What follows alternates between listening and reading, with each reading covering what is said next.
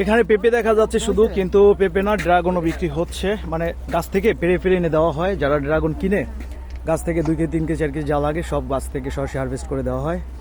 এই কারণে পেঁপেটা হারভেস্ট করে রাখা হয়েছে, কারণ পেঁপে তো পরিমাণে বেশি লাগে। হ্যাঁ, যে কারণে পেঁপেগুলো আগে থেকে হারভেস্ট করে রাখা হয়েছে।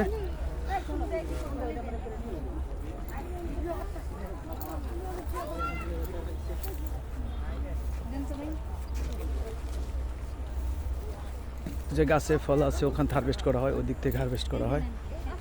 তামিম, চতুর্দিকে খেয়াল রাখিস।